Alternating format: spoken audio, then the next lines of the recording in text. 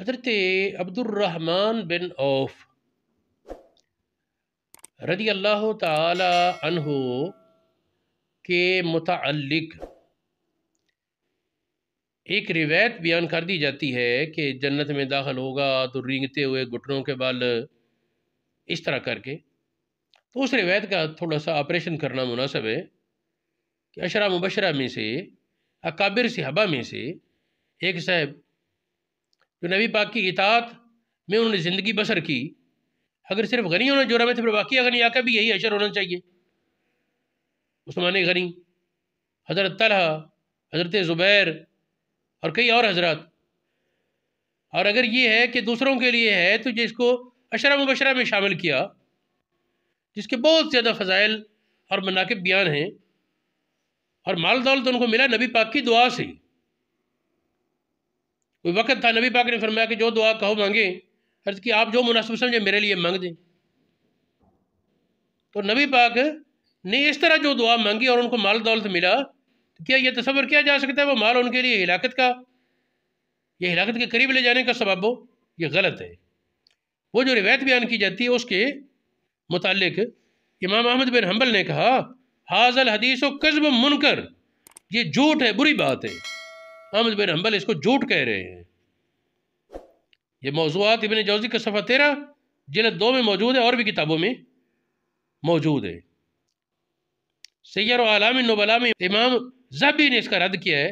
امام منذری نے الترغیب میں فرمایا لا یسلم احدها عن مقال، اس کی کوئی سند بھی اعتراض سے خالی نہیں، اور بہت سی سندوں میں موضوع بیان کرنے والے راوی ہے.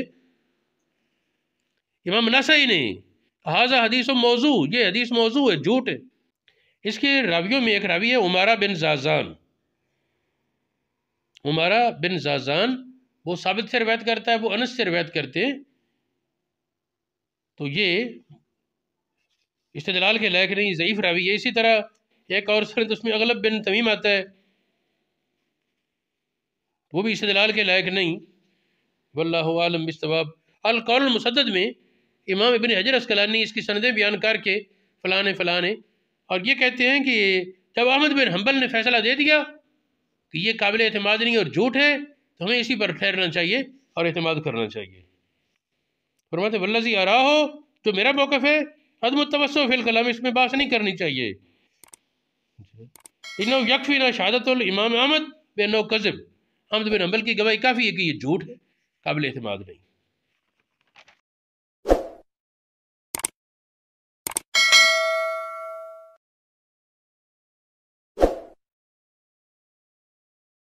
سجدہ میں جاتے وقت پہلے زانو رکھے، پھر ہاتھ، پھر چہرہ، یا پہلے ہاتھ رکھے پھر زانو رکھے.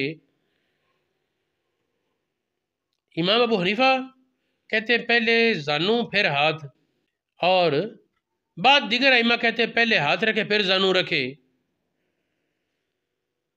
تو امام ابو حنیفہ کے موقف پر حدیث کا سوال کل مجھ سے کسی عزیز نے کیا، تو اس کا میں نے جو جواب دیا وہ یہ کہ وائل بن حجر صحابی ہیں، وہ روایت کرتے ہیں ان النبی صلی اللہ علیہ وسلم، نبی پاک کا طریقہ یہ تھا کانا اذا سجدہ، جب سجدہ کرتے وضع رکبتیہ قبل یدیہ، دونوں زانو ہاتھوں سے پہلے رکھتے.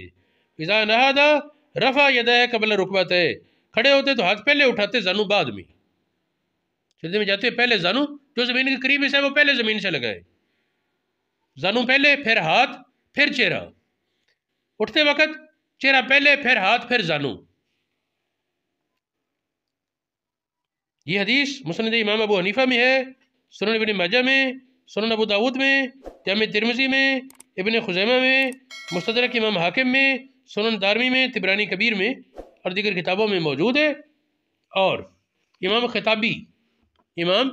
خطابی معالم السنن میں فرماتے ہیں لوگوں کا اس مسئلے میں اختلاف ہے کہ پہلے زانو رکھے یا پہلے ہاتھ رکھے. فرماتے ہیں فذهب اکثر علماء اس طرف گئے، حالانکہ یہ خود شافعی عالم ہے. خطابی فرماتے ہیں کہ اکثر علماء اس طرف گئے علاوہ رکبتین قبل الیدین، زانو پہلے رکھے ہاتھ بعد میں. امام بہقی فرماتے ہیں کہ حضرت عمر فاروق کا یہ موقف ثابت ہے. حضرت عمر پہلے زانو پھر ہاتھ رکھتے، ابن مسعود پہلے زانو پھر ہاتھ رکھتے. امام کشتلانی ارشاد الساری میں کہتے ہیں امام ابو حنیفہ، امام شافعی اور احمد بن حنبل تینوں کا موقف یہ ہے. جمہور کے مطابق، جمہور علماء کا یہ موقف ہے، ابو حنیفہ کا، شافعی کا، احمد بن حنبل کا، کہ پہلے زانو پھر ہاتھ. ارشاد الساری کے صفحہ 112 دو جلد پر یہ ہے، اور امام مالک کا اس میں اختلاف ہے.